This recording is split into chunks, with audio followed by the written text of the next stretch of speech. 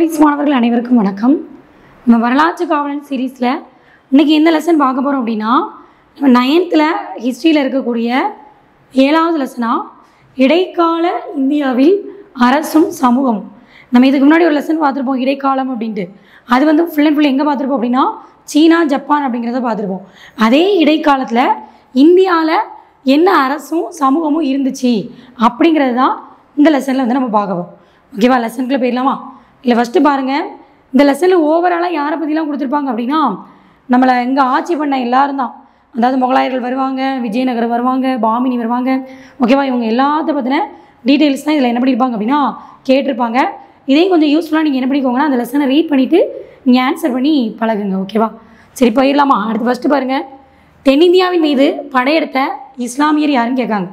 இல்லை, ஃபஸ்ட்டு எடுத்தோடனே என்ன பண்ணிடக்கூடாது, பாபர்னு போட்டுறக்கூடாது. ஓகேவா? என்ன கொடுத்துருக்காங்க, தென்னிந்தியாவின் மீது படையெடுத்த இஸ்லாமியர்னு சொல்லி கேட்டிருக்காங்க. அப்போ யார் சொல்லுவோம் அப்படின்னா, அலாவுதீன் கில்ஜியை தான் இதில் சொல்லணும்.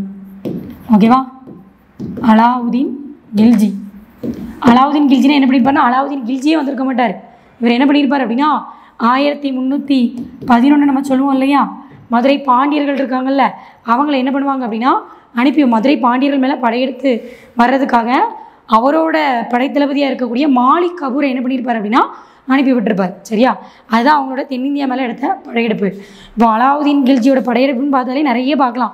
தேவகிரி மேலேயே கிட்டத்தட்ட 3 நேரம் என்ன பண்ணியிருப்பாங்க அப்படின்னா படையெடுத்திருப்பாங்க. ஓகேவா? குஜராத் மேலே படையெடுத்திருப்பாங்க. குஜராத்தை படையெடுக்க போகும்போது தான் யாரை கூப்பிட்டு வந்திருப்பார், மாலிக் கபூரை அடிமையாக பிடிச்சிட்டு வந்திருப்பாங்க. ஓகேவா? அதுக்கப்புறம் ஃபுல்லாக யார் தான் படையெடுத்து போயிருப்பா, மாலிக் கபூர் தான் ஒவ்வொரு இடமா போய் படையெடுத்திருப்பார். 1303 சித்தூர் சூறையாடல் நடந்திருக்கும். 1305 மால்வா படையெடுப்பு நடந்திருக்கும். ஓகேவா? இந்த மாதிரி ஒவ்வொரு இடமா யார் போய் பிடிச்சிருப்பா அப்படின்னா மாலிக் கபூர்.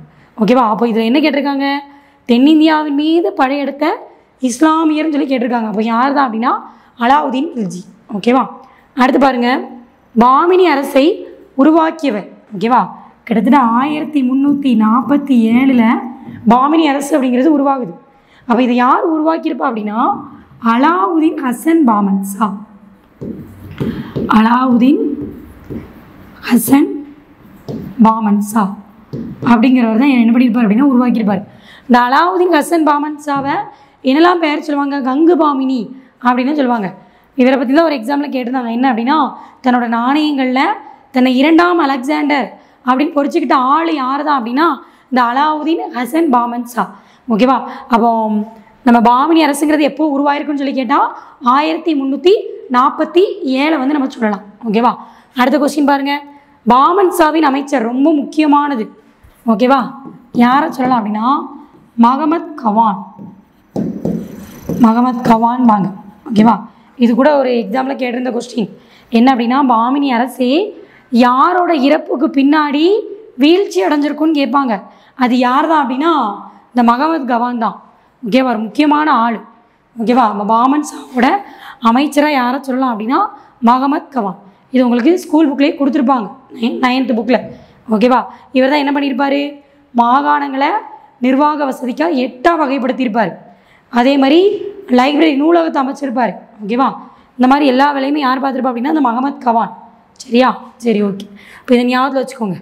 அடுத்து பாருங்கள், சோழ பேரரசை பற்றியும் இந்த லெசனில் உங்களுக்கு கொடுத்துருப்பாங்க. இல்லை, ஃபஸ்ட்டு பாருங்கள், நான் ஏற்கனவே சொன்னேன் இல்லையா, 4th கங்கையும் கடாரமும் கொண்டான்பாங்க. இந்த கங்கையும் கடாரம் கொண்டாங்கிறது நம்ம யாரை சொல்லுவோம் அப்படின்னா முதலாம் ராஜேந்திர சோழனை கங்கையும் கடாரம் கொண்டான்னு சொல்லுவோம். சரியா? இந்த கடா அப்படிங்கிறத என்ன சொல்லுவாங்க அப்படின்னா கேடா அப்படிமா. இது ஆக்சுவலாக இந்தோனேசியாவில் இருக்கக்கூடிய ஒரு இடம். அங்கே வரை என்ன பண்ணியிருப்பார் அப்படின்னா இவரோட படைகளை அனுப்பி எதிரிகளை என்ன பண்ணுவார் அப்படின்னா வீழ்த்துவார். அதனால தான் அந்த இடத்த வந்து சொல்லுவாங்க. சரியா? அப்போ அது யாருன்னு சொல்லி கேட்டால் முதலாம் ராஜேந்திர சோழன். அடுத்து பாருங்கள், சோழ பேரரசை விரிவாக்கியவருங்காங்க. அதுவும் அவர் தான், முதலாம் ராஜேந்திர சோழன் தான் நம்ம என்ன சொல்லுவோம் அப்படின்னா சோழ பேரரசோட எல்லைகளை விரிவுபடுத்தியிருப்பார். சரி, நான் இப்போ சொன்னேன் இல்லையா, கங்கை வரையும் படையெடுத்து போயிருப்பாங்க அப்படின்னு சொல்லுவாங்க. கங்கை கொண்ட சோழவர கோயிலை கட்டினார் அப்படிங்கிற மாதிரியும் சொல்லுவாங்க. இது எல்லாமே அவருக்கான பேர். அதனால தான் கங்கை கொண்டான் அப்படிங்கிற பேர். கடாரம் கொண்டான்பாங்க. இது போக வேறு என்ன பேர்லாம் அவருக்கு சொல்லுவாங்க, பண்டித சோழன் அப்படிம்பாங்க. அவர் யாரை, முதலாம் ராஜேந்திர சோழனை. ஓகேவா? சரி, அடுத்தது சாளுக்கியர்களுடன் திருமண உறவு. சாளுக்கியர்களோட திருமண உறவால் வரக்கூடிய முதல் சாளுக்கியரசர் தான் யார் அப்படின்னா முதலாம் குலோத்துங்க சோழன். ஓகேவா? இது நல்லா ஞாபகம் வச்சுக்கோங்க. முதலாம் குலோத்துங்க சோழன்.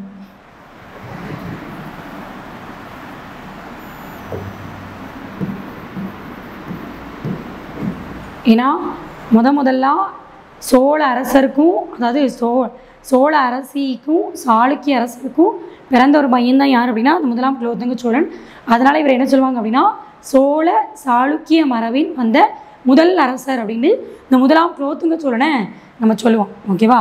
அதனால் இவரோட இயற்பெயரே என்ன சொல்லுவாங்க அப்படின்னா ராஜேந்திர சாளுக்கியன் அப்படிம்பாங்க. இந்த ராஜேந்திரங்கிற பேர் எங்கே உள்ளது? சோழ அரசத்தில் வரக்கூடிய நேம்ஸு. சாளுக்கியன்கிறது சாளுக்கியர்களோட பேர். அப்போ அது ரெண்டையும் சேர்த்தே அவரோட இயற்பெயராக ராஜேந்திர சாளுக்கியன் அப்படிங்கிற பேரை சொல்லுவாங்க. ஓகேவா? அப்போ அதை ஞாபகம் வச்சுக்கோங்க. இவருக்கு வேறு என்ன சில பேர்கள்லாம் சொல்லுவாங்க? சுங்கம் தவிர்த்த சோழன் அப்படின்னும் முதலாம் குலோத்துங்க சோழன் தான் நம்ம என்ன பண்ணுவோம் அப்படின்னா சொல்லுவோம். ஓகேவா? அடுத்து பார்த்துடலாமா? கடாரம். நான் அப்போ தான் சொன்னேன், கடாரம்னா வேறு ஒன்றும் இல்லை, கேடா அப்படிங்கிற ஒரு பகுதி. இது எங்கே இருக்குது அப்படின்னா இந்தோனேஷியாவில் இருக்குது. சரியா?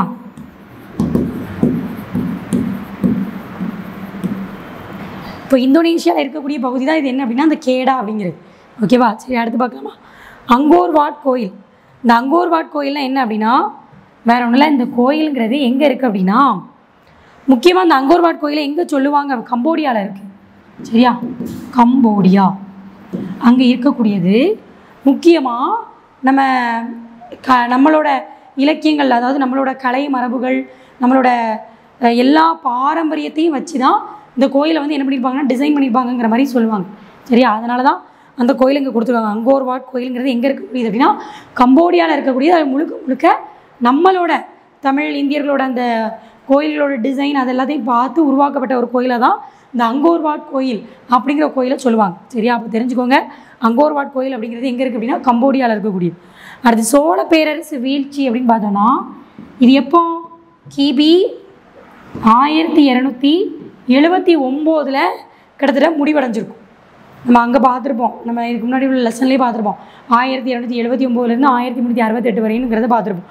அதே மாதிரி இங்கே வீழ்ச்சின்னு பார்க்கும்போது 1279 சோழ பேரரசு வீழ்ச்சி அடைஞ்சிருக்கும். கடைசி முடிவா யார் இருந்திருப்பா? நம்ம 3ஆம் ராஜேந்திரன். இவர் தான் கடைசி அரசராக வருவார்.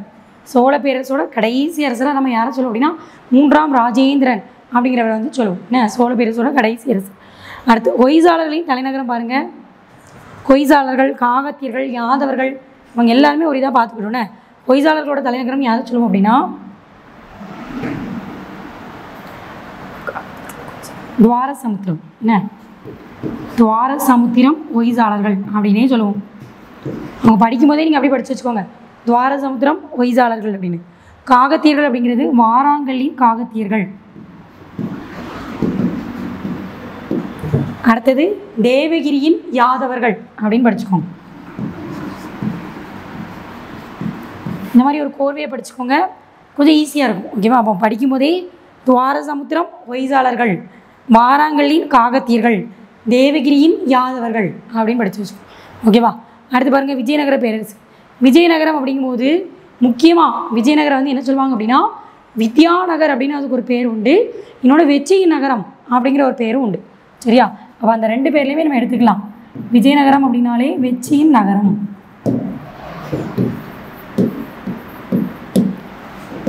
வெச்சியின் நகரம்னு சொல்லலாம், இல்லை அப்படின்னா வித்யாநகர் அப்படிங்கிற பேருமே நம்ம அதுக்கு சொல்லலாம். சரியா? அடுத்து விஜயநகரத்தோட முதல் அரசராக யாரை சொல்லுவாங்க? 2 பேர் வருவாங்க, ஹரிஹரர், புக்கர். இந்த ஹரிஹரர், புக்கர் யார் அப்படின்னா நம்ம படிக்கும் போதே இவங்க விஜயநகரோட வம்சம் என்ன படிப்போம்? சங்கம, சாளுவ, துளுவ, ஆரவீரன் ஒரு 4 வம்சம் படிப்போம் இல்லையா? அப்போ அந்த சங்கமரோட புதல்வர்கள் தான் யார் அப்படின்னா இந்த ஹரிஹரரும் புக்கரும். ஓகேவா? அப்போது விஜயநகரத்தோட முதல் அரசராக யாரை சொல்லுவாங்க அப்படின்னா ஹரிஹரரையும் புக்கரையும் சொல்லணும். ஓகேவா? சரி, அடுத்தது புகழ் பெற்றவர் அப்படின்னு சொல்லி கொடுத்துருக்காங்களா? விஜயநகர பேரரசுலேயே ரொம்ப புகழ் பெற்றவர்னு யாரை சொல்லுவோம் அப்படின்னா கிருஷ்ணதேவராயர். அடிக்கடி கொஸ்டின் கேட்பாங்க. கிருஷ்ணதேவராயர்லேருந்து தான் நம்மளுக்கு என்ன ஆரம்பிக்கும் அப்படின்னா கொஸ்டினே. ஓகேவா? நம்ம கிருஷ்ணதேவராயரே கிட்டத்தட்ட 3 நேம் அவருக்கு வந்து ஸ்பெஷலாக சொல்லுவோம். என்னெல்லாம் சொல்லுவாங்க? அதாவது ஆந்திர பிதாமகன்பாங்க. சரியா? அடுத்து ஆந்திர போஜர், அபினவ போஜர். இந்த பேர் எல்லாமே யாருக்கு அப்படின்னா கிருஷ்ணதேவராயர். அப்போ கிருஷ்ணதேவராயர் புகழ்பெற்றவர்னு பார்த்தோன்னா விஜயநகர பேரரசில் கிருஷ்ணதேவராயரை சொல்லலாம். ஓகேவா? அடுத்து பாருங்கள், கிருஷ்ணதேவராயரோட வம்சம் நல்லா தெரிஞ்சுக்கோங்க. 3வது வம்சமாக வரும். சங்கம, சாளுவ, துளுவ. துளுவ வம்சம்தான் கிருஷ்ணதேவராயரோட வம்சம். சரியா? ஓகேவா? அப்போ சங்கம, சாளுவ, துளுவ வம்சம் அப்படிங்கிற ஞாபகத்தில் வச்சுக்கோங்க. 4 வம்சங்கள் என்னெல்லாம் ஞாபகத்தில் வச்சுக்கலாம்? சங்கம, சாளுவ, துளுவ, ஆரவீடு. ஓகேவா? இந்த 4 வம்சம்தான் அவங்க நம்ம விஜயநகர பேரரசில் வரக்கூடிய முக்கியமான வம்சங்கள். சங்கம, சாளுவ, துளுவ, ஆரவீடு அப்படின்னு ஞாபகம். தலைக்கோட்டை போர் பாருங்கள், கிபி 1565 நடந்திருக்கும். ரொம்ப முக்கியமான போர். விஜயநகர் எதில் முற்றிலும் அழிக்கப்பட்டதுன்னு சொல்லி கேட்டாங்க அப்படின்னாலே இந்த தலைக்கோட்டை போரில் தான். சரியா? தக்கான சுல்தான்கள்னு சொல்லக்கூடிய பாமினில் உள்ள 5 பேர் என்ன பண்ணியிருப்பாங்க அப்படின்னா சேர்ந்து இந்த தலைக்கோட்டை போர் எடுத்து என்ன பண்ணியிருப்பாங்க? விஜயநகரை அழிச்சிருப்பாங்க. ஓகேவா? அப்போ இந்த தலைக்கோட்டை போருக்கு நம்ம இன்னொரு பேரும் சொல்லுவோம். என்ன சொல்லுவோம்? ராட்சச தங்கடி போர் அப்படின்னும் இந்த தலைக்கோட்டை போருக்கு சொல்லுவோம். சரியா? அவள் கிபி 1565 இந்த போர் நடந்திருக்கும். ஓகேவா? ரொம்ப முக்கியமானது. அடுத்து நாயக். இராணுவ வீரர்களை தான் என்ன பேர் சொல்லுவாங்க அப்படின்னா நாயக் அப்படிம்பாங்க. இராணுவ வீரர்கள் இருக்காங்க இல்லையா, அவங்களோட பேரை தான் என்ன சொல்லுவாங்க அப்படின்னா நாயக் அப்படின்னு நம்ம விஜயநகர பேரரசுலேயே சொல்லுவோம். தமிழக நாயக்க அரசுகள்னால் ரொம்ப ஈஸி தான். என்ன? மதுரை, செஞ்சி, ஓகேவா, வேலூர். இதெல்லாம் மதுரை நம்ம தமிழக நாயக்க அரசுகள். மதுரை, செஞ்சி, வேலூர் இது எல்லாமே தமிழ்நாட்டில் இருக்கக்கூடிய நாயக்க அரசு. சரியா? அடுத்து பார்த்துலாமா முகலாயர்கள். ரொம்ப முக்கியம். நிறுவியவர் யாருன்னு சொல்லுங்க. முகலாய வம்சத்தை நிறுவனதே யார் தான் அப்படின்னா பாபர். என்ன சொல்லுவோம் இவரை? பாபர். ஜாகிருதீன் முகமது பாபர் அப்படின்னு சொல்லுவோம். அப்படின்னா என்ன அர்த்தம்? ஜாகிருதீன் அப்படின்னாலே என்ன அர்த்தம்? நம்பிக்கையை காப்பவர். சரியா? அந்த ஜாகிருதீன்கிற பேருக்கே என்ன அர்த்தம் அப்படின்னா நம்பிக்கையை காப்பவர் அப்படின்னு சொல்லுவோம். சரியா? பாபரோட ஃபுல் நேமே ஜாகிருதீன் முகமது பாபர். ஏன்னா இவர் தான் முதல்ல என்ன பண்ணியிருப்பார்? முகலாய அரசை நம்ம இந்தியாவில் நிறுவனதே அவர் தான். சரியா? அடுத்து பார்த்துடலாமா? பானிபட் போர். அதுக்கடுத்து முக்கியமான ஒரு போர். சரியா? என்ன? 1526 ஏப்ரல் 21 இந்த போர் நடந்திருக்கும். இது என்ன சொல்லுவாங்க? முதல் பானிபட் போர். மொத்தம் எத்தனை பானிபட் போர் நடந்திருக்கும்? 3 பானிபட் போர் நடந்திருக்கும். ஒன்று 1526, 2ஆம் பானிபட் போர் 1556, 3ஆம் பானிபட் போர் 1761. இப்படி 3 பானிபட் போர் நடந்திருக்கும். நல்லா ஞாபகத்தில் வச்சுக்கணும். ஓகேவா? இந்த முதல் பானிபட் போர் யாருக்கு இடையில் நடந்திருக்கும்? பாபருக்கும் இப்ராஹிம் லோடிக்கு இடையில் நடந்திருக்கும். சரியா? இல்லை இப்ராஹிம் லோடியை தோக்கடிச்சிட்டு தான் பாபர் என்ன பண்ணியிருப்பார் அப்படின்னா இந்த பானிபட் போர் மூலமாக நம்ம இந்தியாவில் முகலாயர்களோட ஆட்சியை நிறுவியிருப்பார். சரியா? 2ஆம் பானிபட் போர் யாருக்கு இடையில் நடந்திருக்கும்? அக்பருக்கும் ஒரு ஆப்கானிய இந்து படைத்தளபதியாக இருக்கக்கூடிய ஹெமுவுக்கு இடையில் நடந்திருக்கும். அது எப்போ நடந்திருக்கும் அப்படின்னா 1556 நடந்திருக்கும். இது 2ஆம் பானிபட் போர். 3ஆம் பானிபட் போர் அப்படிங்கிறது 1761 நடந்திருக்கும். இந்த 3ஐயுமே ஞாபகத்தில் வச்சுக்கோங்க வித் இயரோடு. ஓகேவா? அடுத்து பார்க்கலாமா? முகலாயர்களின் வீழ்ச்சி. வேறு ஒன்றும் இல்லை. முகலாயர்களோட வீழ்ச்சி அப்படிங்கிறதே நம்ம 1526 உள்ளே வந்திருப்பாங்க. சரியா? முகலாயர்கள் அப்போ கடைசியாக எப்போ வீழ்ச்சி அடைஞ்சிருப்பாங்கன்னு சொல்லி பார்த்தா 1707 வரையுமே அவங்க ஒரு ஒரு ரொம்ப ஒரு ஸ்ட்ராங்கான அதிகாரிகளாக இருந்திருப்பாங்க. அதாவது யார் காலம் வரையும்? அவுரங்கசீப் காலம் வரையும். அதுக்கப்புறம் எப்போ வீழ்ச்சி அடைஞ்சிருப்பாங்கன்னா 1707 1857 பெருங்கலகம் நடக்கும்ல, அதுக்கப்புறம் என்ன ஆயிருந்திருக்கும் அப்படின்னா அப்படியே வீழ்ச்சி அடைஞ்சிருப்பாங்க. இந்த 1707க்கு அப்புறமே பேரளவுக்கு தான் அவங்க இருந்திருப்பாங்க. அவுரங்கசீப் இறந்ததுக்கு அப்புறமே பேரளவுக்கு தான் அவங்க என்ன பண்ணியிருப்பாங்கன்னா தலைவர்களாக இருந்திருப்பாங்க. சரியா? அவள் பிற்கால முகலாயர்கள் நம்ம பார்ப்போம்.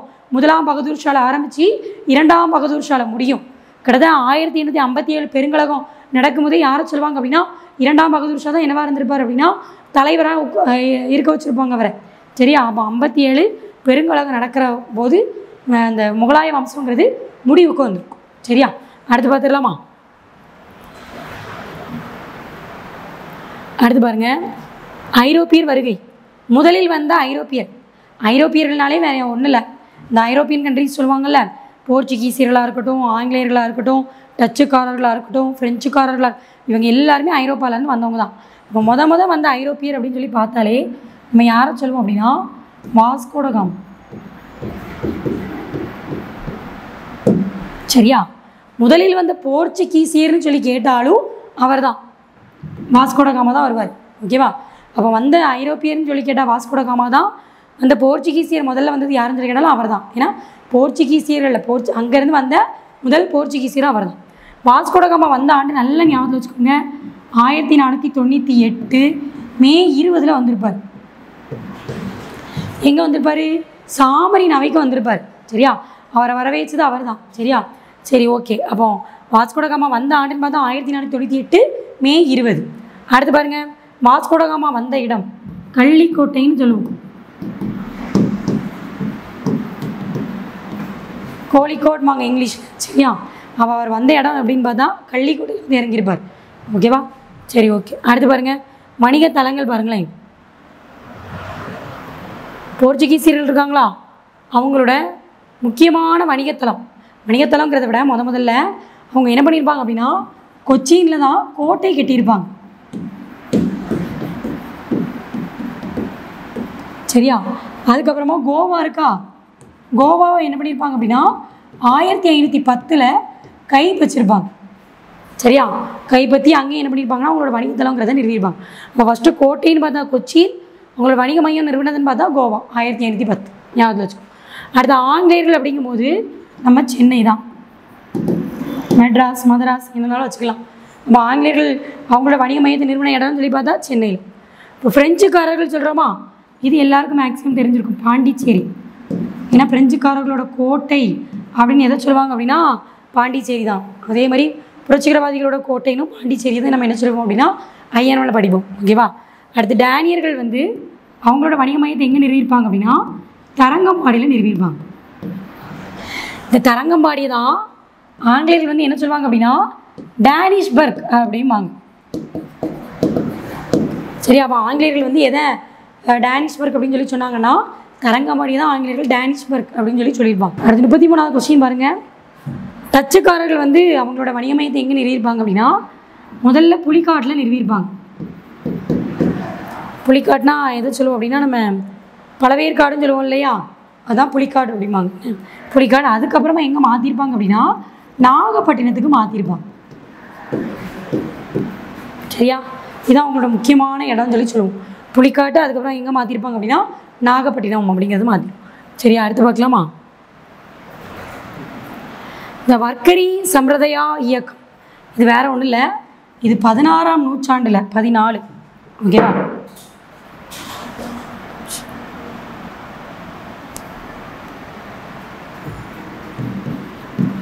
பதினான்காம் நூற்றாண்டில் மகாராஷ்டிராவில் ஆரம்பிக்கப்பட்ட ஒன்று.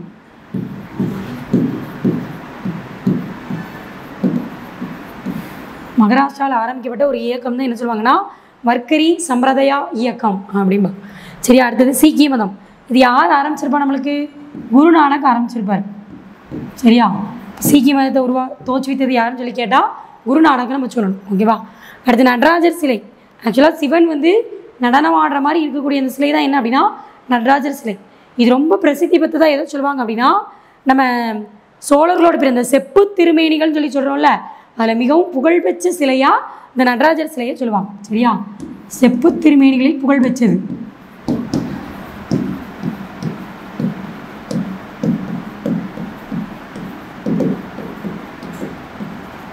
செப்பு திருமேனிகளில் புகழ்பெற்றது நடராஜர் சிலையை சொல்லுவோம். சரியா? ஓகேவா? அடுத்து பார்க்கலாமா? ராமாயண அரங்கேற்றம். ராமாயண அரங்கேற்றம்ங்கிறது எங்கே நடந்திருக்கும்? நம்ம கம்பர் எழுதியிருப்பாரா? கம்பர் எங்கே அரங்கேற்றிருப்பார் அப்படின்னா ஸ்ரீரங்கம் கோயிலில் அரங்கேற்றிருப்பார். நம்ம எழுதினது கம்பர், அரங்கேற்றது எங்கே அப்படின்னா ஸ்ரீரங்கம் கோயிலில் தான் என்ன பண்ணியிருப்பார் அப்படின்னா ராமாயணத்தை என்ன பண்ணியிருப்பார்? அரங்கேற்றிருப்பார். அடுத்து பாருங்க, செப்பு திருமேனிகளின் பொற்காலம். இது ஒரு ப்ரீவியஸ் இயர் கொஸ்டின். ஓகேவா? சோழர்களோட காலத்தை தான் நம்ம என்ன சொல்லுவோம் அப்படின்னா செப்பு திருமேனிகளின் பொற்காலம் அப்படின்னு சொல்லுவாங்க. சரியா? அதிகமாக செலவழிக்கிறது, அந்த மாதிரி அதிகமான கலை கட்டடக்கலை எல்லாம் சார்ந்து எதை சொல்லுவாங்கன்னா சோழர். அப்போ செப்பு திருமேனிகளின் பொற்காலம்னு எதை சொல்லுவோம் அப்படின்னா சோழர்களோட பீரியடை சொல்லுவோம். சரியா? அடுத்து ஷாஜகானாபாத் பாருங்கள். இது நம்ம முகலாயர்களில் இருக்கக்கூடிய முக்கியமான நகரம். முக்கிய நகரமாக எதெல்லாம் சொல்லுவாங்க அப்படின்னா ஷாஜகானாபாத்தையும் சொல்லுவாங்க, பதேபூர் சிக்ரி அப்படிங்கிறதையும் சொல்லுவாங்க. பதேபூர் சிக்ரி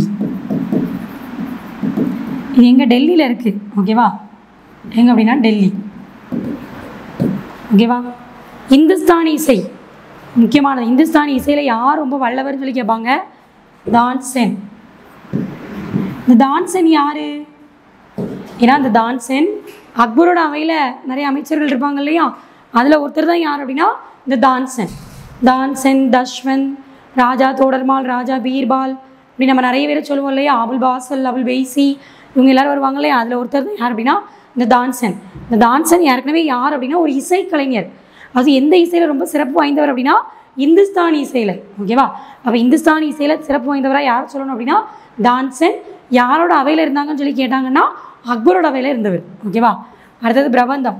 இது வேற ஒன்றும் இல்லை, விஜயநகரோட காலத்தில் உருவான ஒரு புதுமுகமான ஒரு இலக்கியம் தான் இந்த பிரபந்தம்.